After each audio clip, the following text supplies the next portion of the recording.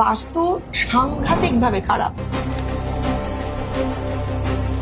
কিন্তু অদ্ভুত ভাবে সম্পূর্ণ উল্টো দিকে ওনারা পুজো করেন।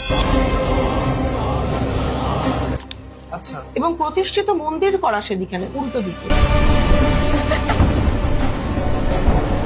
বললাম যে আপনার ছেলের এটা সম্পূর্ণ যোগটা বাস্তুর সাথে, কিন্তু আসছে এই ঘটনাটা হচ্ছে ওর পাস্ট লাইফের কোনো কানেকশন থেকে। রাত্রিবেলা আয়না আর কি খোলা রাখলে সেখান থেকে নাকি অনেক অন্য ডাইমেনশনের বিংসরা চলে আসতে পারে, এটা কি ঠিক?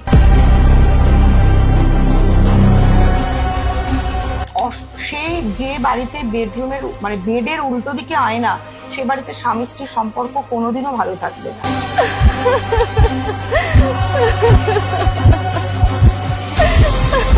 কিন্তু হঠাৎ করে নিরুদ্দেশ হয়ে যায়, বাড়ি থেকে খুঁজে পাওয়া যায় না, প্রচুর কিছু করেও খুঁজে পাওয়া যায় না। মানে বেশ কিছু মাস পরে আর কি জানা যায়।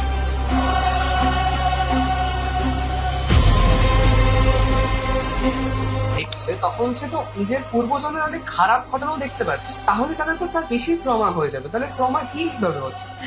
না, অ্যাকচুয়ালি